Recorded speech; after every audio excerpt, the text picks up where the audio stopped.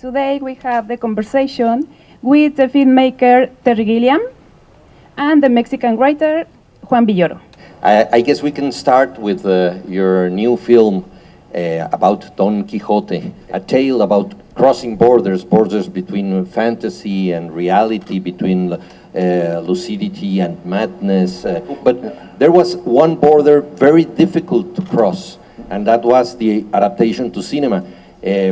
Even Orson Welles had difficulties with this. We finished Baron Munchausen, and I called the executive producer and said, Jake, I need $20 million, and I have two names. And I said, one of them is Quixote and the other is Guilliam. And he said, okay, you've got the money. Boom. It was really easy. It never happened. Quixote, to make the film, I just became a pig-headed quest. And people said, move on, don't worry, you've got a career, make some other movies. And I said, no. And I think deep down, I really wanted to do something better than Orson Welles. I wanted to finish my film. He never got to finish his. So it's the only thing I've done better than Orson Welles.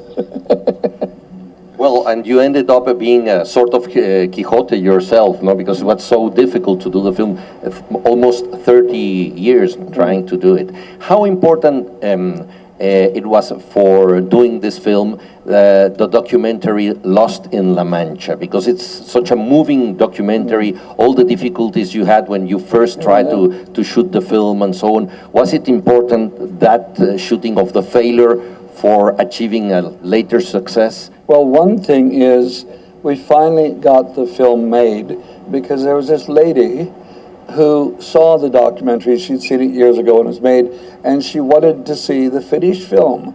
And because we could only raise X amount of money from the business, the business of film financing. And at the very last moment, she came forward and gave us $3.5 million to make the film, just because she wanted to see it finished. And I have to thank the documentary for making her want to see it. The film that we've got here in the festival is a very different film than I was making then. If I had tried to make that film that I was trying to make then, I don't think I could do it now, because I began to question so many of the ideas in the film. They worked back then in 2000, but I didn't think they were applicable to now. And what we've got now is much more about the world we're living in, I think. What about watching your films once again? Do you have any second thoughts? I would have done this better this way and so on. What's your reaction to your films?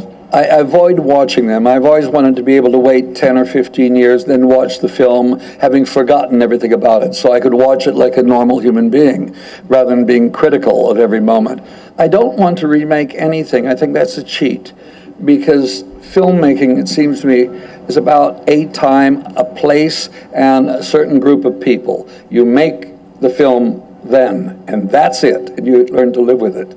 I like working with limitations. I resist them, but they simplify my life. If I've only got 10 choices, it's easier than having 100 choices. With 100 choices, I want them all. I can never focus. So the less choices I'm given, the more I focus clearly. It's interesting the way you deal with actors. For example, Brad Pitt, I mean, the role he played in 12 Monkeys, it was a departure from all other roles he had done before.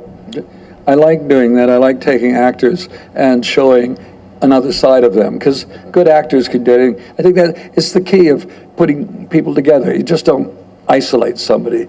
You put somebody on the other side to balance them, and then you see these relationships the balance develop. Between actors, don't it? Yeah, it's really important, yeah. I don't really know how to deal with people other than being there on the set, laughing when they're funny, crying when they're tragic, and just working with them like people. I don't have any tricks to deal with actors, and I don't want tricks. I just want to be a good audience and to spend time so we get to know each other before we even go to work. I really do. And we have dinner, talk, make sure we're making the same film. Can you tell us a little bit about your experience here in Los Cabos? Oh, the food is very good. The weather is perfect. The hotel is stunningly beautiful. People are very generous here. It's very nice. I have nothing to complain about. It's very frustrating. My wife thinks I complain about everything all the time, and I have nothing to complain about here. So it's a new experience for me. Thank you.